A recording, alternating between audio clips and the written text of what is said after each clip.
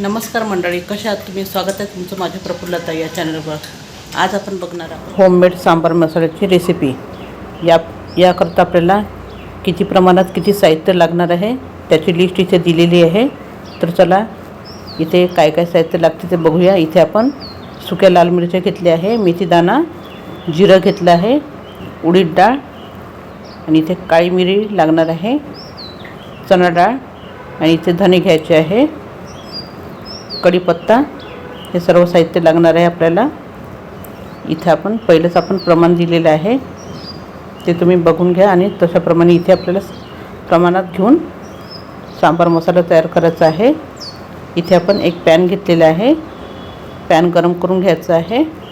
त्यामध्ये आपल्याला किंचित तेल घालायचं आहे आणि इथे आपल्याला चणा डाळ घालून घ्यायची आहे, कारण की याला आपल्याला थोडा जास्त वेळ लागतो भाजायला, म्हणून चणा डाळ पहिले भाजून घ्यायची आहे. फक्त याला थोडंसं गरम करून घ्यायचं आहे 2-3 मिनटं. त्यानंतर एक एक साहित्य यामध्ये टाकत जायचं आहे. इथे आपली थोडा वेळ रोस्ट झाली डाळ की त्यानंतर इथे आपल्याला बघू शकता अशी थोडी थोडी रोस्ट झालेली आहे. इथे उडीद डाळ घालून घ्यायची आहे, म्हणजे ज्या साहित्याला आपल्याला जास्त वेळ लागते ते टाकत जायचं आहे एक एक, आणि याला 2-3 मिनटं असं भाजून घ्यायचं आहे. हे सर्व साहित्य आपल्याला लो टू मिडियम गॅसवर भाजून घ्यायचं आहे.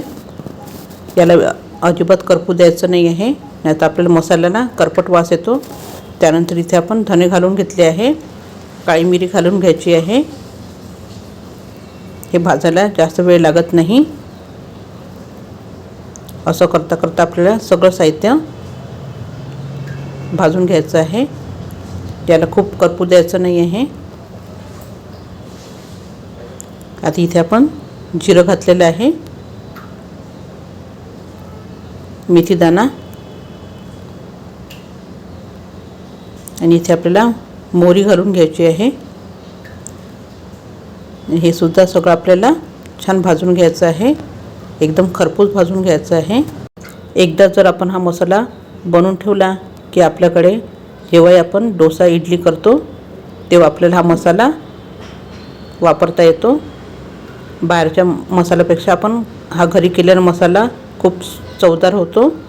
आता यामध्ये आपल्याला लाल मिरची घालायची आहे आणि कढीपत्त्याचे पानं घालायचे आहे. हे सुद्धा आपल्याला छान खमंग भाजून घ्यायचे आहे. इथे मी अजिबात गॅस मोठा केलेला नाही आहे, एकदम लो टू मिडियम गॅसवर आपण छान परतत जायचं आहे. इथे बघू शकता आपलं हे सगळं साहित्य छान खरपूस भाजलं गेलेलं आहे, पण आपण याला करपवलं नाही आहे. आता गॅस बंद करून द्यायची आहे आणि गॅस बंद केल्यावर इथे आपल्याला हळद घालून घ्यायची आहे, कारण की हळदीमध्ये थोडासा जो काही मॉइश्चर असेल तो निघून जातो. गॅस बंद केल्यावरच आपल्याला हळद घालायची आहे आणि किंचित मीठ घालायचं आहे. त्यामुळे आपल्या मसाल्याला छान चव येते. मिठामध्ये सुद्धा थोडासा ओलसरपणा राहतो. असं आपण हे मीठ भाजून घेतल्याने त्यामधला सगळा ओलसरपणा निघून जातो आणि आपला मसाला खूप दिवस टिकण्यात मदत होते. आता इथे आपण मसाला थंड करून घेतलेला आहे. इथे बघू शकता अशा प्रकारे आपला मसाला थंड झालेला आहे. असा छान क्रंची झाल्या मिरच्या. आता याला आपल्याला मिक्सरमध्ये फिरवून घ्यायचं आहे. इथे मी मिक्सरच्या पॉटमध्ये सगळा मसाला घालून घेतलेला आहे आणि याला छान असं बारीक वाटून घेतलेलं आहे. बघू शकता आपला होममेड सांबार मसाला तयार झालेला आहे. आता तुम्ही इडली डोसा जेव्हा केव्हा कराल तेव्हा हा होममेड मसाला नक्की वापरा. आणि हा आपला होममेड मसाला थंड झाल्यावर एका पॅकबंद बरणीमध्ये भरून ठेवायचा आहे. हा मसाला आपला 1-2 महिने सहज टिकतो. तर अशी ही आपली चविष्ट सांबार मसाल्याची रेसिपी जर तुम्हाला आवडली असेल तर माझ्या व्हिडिओला लाईक, शेअर, सबस्क्राईब करायला विसरू नका.